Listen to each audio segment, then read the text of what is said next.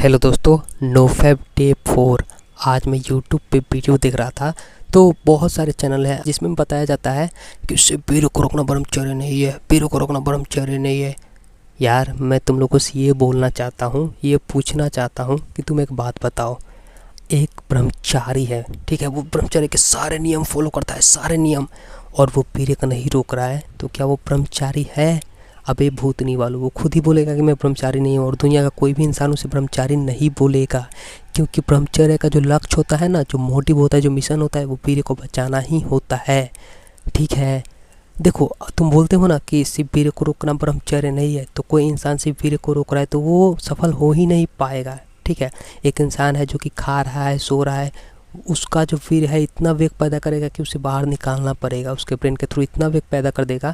देखो जो वीर्य है ना, वो हमारे टेस्टिस में बनता है, और टेस्टिस में बनता है, उसके बाद हम exercise, hard work, meditation, yoga, pranayama ये सब करते हैं ना, तो वो हमारे बॉडी में फैलता है। बॉडी के जो भी डेड सेल्स होते हैं, जो भी स्किन मतलब ख़राब हो गया है ना, जो भी उसको रिपेयर करता है, उसको सही करता है, जो भी बॉडी में एनर्जी बेनिफिट मिलते हैं वो सब जाके वही देता है। तो कोई ऐसे तो रोक ही नहीं पाएगा, और तुम बोलते हो सिर्फ वीर्य को रोकना ब्रह्मचर्य नहीं है। ठीक है यार, सिर्फ वीर्य को रोकना ब्रह्मचर्य नहीं है, मगर कोई सिर्फ वीर्य को रोकना चाहेगा तो वो रोक ही नहीं पाएगा।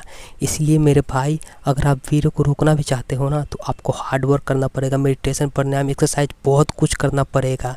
और ऐसे क्या यार, देखो टेस्टिस में हमारे वीर्य बनता है, ठीक है, और जब हम खाना खाते हैं तो सातवां धातु वीर्य होता है, टेस्टिस में बनता है, और उसके बाद वही सारे बॉडी में फैलता है हमारे एक्टिविटी के थ्रू, जो भी हम काम करते हैं दिन में, अपना मेडिटेशन, प्राणायाम, जैसे मैंने बताया, एक्सरसाइज, फैलता है। और जब हमारे अंदर कोई भी हल्का सा सेक्सुअल थॉट आता है, मान लीजिए कि हमारे दिमाग में 5% सेक्सुअल थॉट आया, तो वो 1-2% वीर्य हमारे टेस्टिस में आके ठहर जाता है, वहाँ से वो पिघल के आ जाता है। और वही मान लीजिए कि मैंने 1 महीने तक थोड़ा थोड़ा चिंतन किया है, तो 1 महीने में मुझे 1-2 बार नाइटफॉल होगा, क्योंकि थोड़ा पसीज के टेस्टिस में आया है वीर्य, और वो जब थोड़ा ज़्यादा होगा तो नाइटफॉल हो जाएगा। और मान लीजिए कि मैंने बिल्कुल भी गंदा चिंतन कुछ किया ही नहीं है, तो मेरा नाइटफॉल नहीं होगा। वो होगा मगर मिर्च मसाला और खान पान के अगर अकॉर्डिंग कुछ गलती हुआ है तो उससे हो सकता है। तो यार क्या बताते हो, वीर्य को रोकना ब्रह्मचर्य नहीं है। ठीक है भाई, इनके बहकावे में मत आएँ। वीर्य तो आप ऐसे भी नहीं रोक सकते, आपको बहुत सारी एक्टिविटी करनी पड़ती है वीर्य को सिर्फ रोकने के लिए। और एक ब्रह्मचारी पूरे नियम को फॉलो करके वीर्य नहीं रोक पाता ना, तो वो ब्रह्मचारी नहीं कहलाएगा, क्योंकि वीर्य का जैसे वीर्य है ना, वो एक तोता है, और ब्रह्मचर्य का जो नियम होता है वो पिंजरा है, जिसमें वीर्य रूपी तोते को सुरक्षित रखना होता है। और पिंजरा तो है एकदम ठीक ठाक, और तोता ही उड़ जाए तो उस पिंजरे का क्या फ़ायदा, तुम ही बताओ। तो इन वीडियोस के बहकाव में ना आए, आपको भरमाते हैं अपने वीडियोस को दिखवाने के लिए, हाँ मेरे वीडियोस को देखो भाई। यार क्या यार, मतलब क्या बताऊं।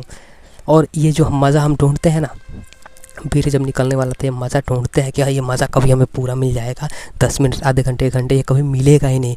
क्योंकि वीर्य जब हमारे बॉडी से निकलता है ना, तो कनेक्शन टूट जाता है, वो मज़ा वहीं पे ख़त्म हो जाता है। देखो जैसे वीर्य है ना हमारे बॉडी के अंदर, तो वो ब्रेन से डोपामिन, जो मज़ा वाला हार्मोन होता है, वो निकलवा रहा होता है।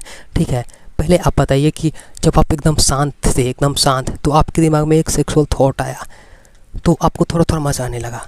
फिर आपने पोर्न देखना स्टार्ट किया, तो आपको थोड़ा और मज़ा आने लगा, और फिर आप बहुत ज़्यादा दिखने लगे, तो और मज़ा। तो आपका ब्रेन क्या बोल रहा है, मतलब ब्रेन उससे क्या बुलवा रहा है कि देख भाई, पहले तो शांत था, अभी तूने इसमें इन्वॉल्व हुआ है, तो देख कितना मज़ा आने लगा है तुझे थोड़ा। अब देख, मतलब इसमें जब तू देखने लगा, इसको निकालने के लिए सिर्फ सोचने लगा ना, तो देख तुझे कितना मज़ा आ रहा है, और मैं निकलूँगा तो तुझे बहुत बड़ा मज़ा दूंगा, बहुत बड़ा। ये वीर्य डोपामिन रिलीज़ करवा होते ब्रेन को, ये बता रहा होता है कि मैं निकलूँगा तो बहुत मज़ा मिलेगा तुझे।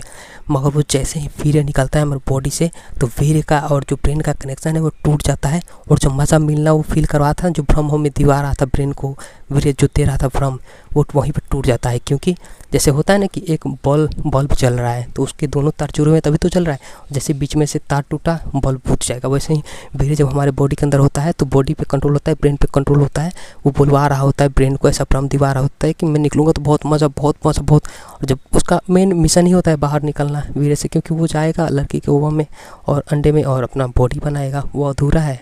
पुरुष में जो वीर्य है ना वो अधूरा है, लड़की के अंदर जो एक है वो अधूरा है, इसलिए लड़का लड़की अट्रैक्ट होते हैं एक दूसरे की तरफ। तो जैसे ही निकलता है कनेक्शन ब्रेन से टूटता है और हम बोलते हैं कि यार जो मिलना था वो मिला नहीं है, टूट गया यहीं पे। जो मज़ा मिलना था, जो लग रहा था कि मिलेगा मिलेगा, वो मिला नहीं, वो कभी मिलेगा ही नहीं। क्योंकि जब आपके अंदर रहेगा वीर्य तभी आपको मज़ा आएगा। वो जैसे ही आपके बॉडी से बाहर निकला वो मज़ा ख़त्म। तो मेरे भाई, मेन मज़ा, असली मज़ा वीर्य को अंदर रखने में है, ना कि निकालने में। वीर्य तो आपको पगलाएगा बहुत ज़्यादा कि हाँ मैं निकलूँगा तो मज़ा आएगा ऐसा वैसा, मगर उसका लक्ष्य ही है भाई बाहर निकल के अपनी बॉडी को प्राप्त करना। मगर आपको पता है कि सही समय उसका कब आएगा। हैं, वो आपका पुत्र है, आपकी पुत्री है, वो जो आपका सीमेन है ना, वही जब आपकी शादी होती है तो आपके औरत के अंदर वो जाता है वजाइना में, और वही लड़का या लड़की बनती है। हाँ, वो कोई दूसरा नहीं है। मान लीजिए आपने शादी किया और आपका लड़का पैदा हुआ, उसको अगर चोट लगेगा तो बहुत ज़्यादा तकलीफ में आ जाएंगे कि मेरे बेटे को कैसे चोट लगे। आप अगर तबीयत ख़राब होता है, कोई बीमारी हो जाता है, पैसे इधर उधर से लाएंगे, कर्जा कार उर के, अगर आपके पास पैसा नहीं है तो उसकी बीमारी का इलाज करवाएंगे। मगर अभी वो आपकी शादी नहीं हुई, अभी आपके वो अंदर आपका बच्चा ही है। जैसे माँ होती है ना, माँ के अंदर एक बच्चा पल रहा होता है, वैसे पुरुष के अंदर भी एक बच्चा है। वो क्योंकि वो अधूरा है तो वो सूक्ष्म रूप में रहता है वो, तो उसको निकालने से किसी को दिखता नहीं कि हाँ भाई यहाँ पे मतलब इतने सारे बच्चों का कत्ल किया गया है। तो आप ऐसा सोचिए कि आपके अंदर जो बच्चा है उसे आपको पालना है, और ये बच्चा है भाई आपके दिमाग से खेलेगा, क्योंकि ये बच्चा इसे सही गलत का पता नहीं। मान लीजिए कढ़ाई में तेल है और उसमें खौल रहा है तेल, तो वो उसे नहीं पता कि हाँ इसमें हाथ डालूंगा तो क्या होगा, वो हाथ डाल देगा, जलने का उसे कुछ पता नहीं। ठीक है, तो इसे बचाना आपका कर्तव्य, आपका धर्म,